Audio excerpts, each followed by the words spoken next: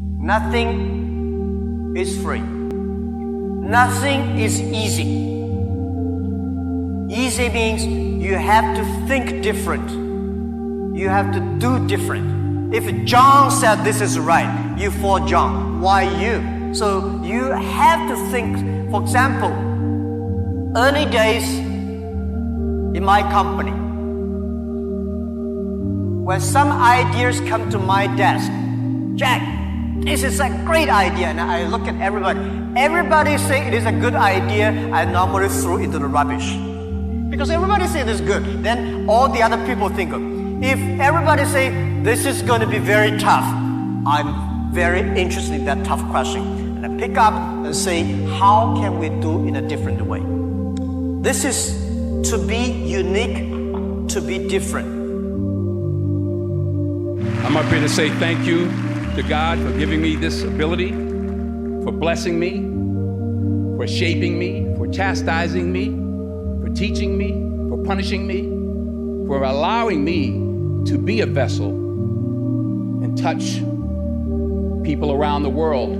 I want to thank AFI, Cicely Tyson, Ed Zwick, Spike Lee, Carl Franklin, Alan Nirov, my mother. She's 95 years old now.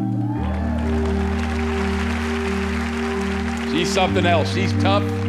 Everything ends because I'm your mother, that's why. Shut up. Still, the other day, because I'm your mother, that's why. Shut up. To my father, who taught me by example how to be a gentle man, the most important person in my life. 40 years of sacrifice, 40 years of forgiveness. She taught me about faith, spirituality, love, real love, unwavering love, in spite of myself. I would not be alive without Pauletta Washington. I wouldn't be alive. Small minds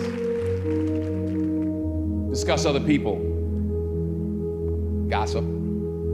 Good minds discuss events. Great minds discuss ideas. I was Eleanor Roosevelt. I was also Pauletta's father, my father-in-law. He was a great man. He taught me so much about what being a man really is. I want to end the night with a short video that we recorded of Pauletta's father 30 years ago, that my son, Malcolm, gave me, an AFI graduate.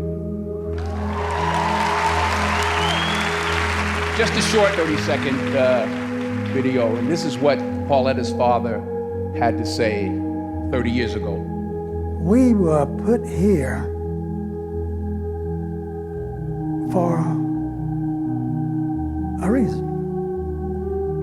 God created man, and God intends for us to love all mankind. And by being in a loving mood, caring for one another, that's our purpose for life.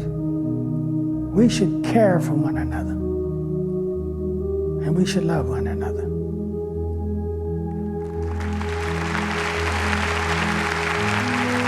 In this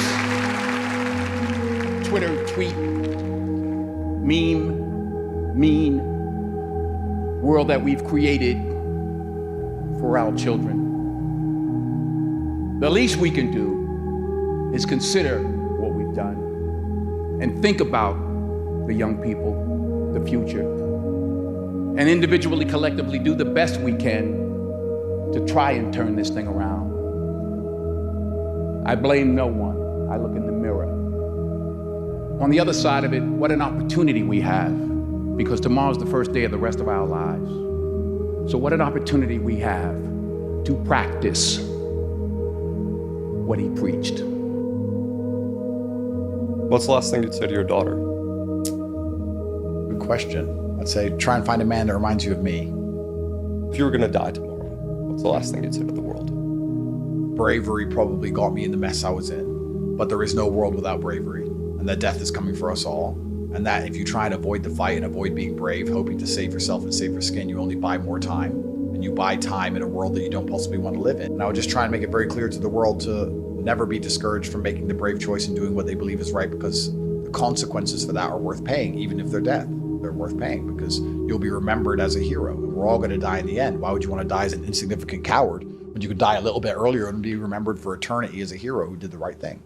I mean, in the eternity of the human consciousness, what is a few years anyway? Like, what is a few years? You die 10 years earlier as a hero, or you have 10 more years of insignificant coward life, sitting around hiding in your room as a worm to be forgotten forever. Well, then, if you're that kind of person, you truly are a coward. You're really such a pussy. I'd rather die as a hero than live as a coward any day of the week anyway. So I just try my best not to discourage anyone from being brave.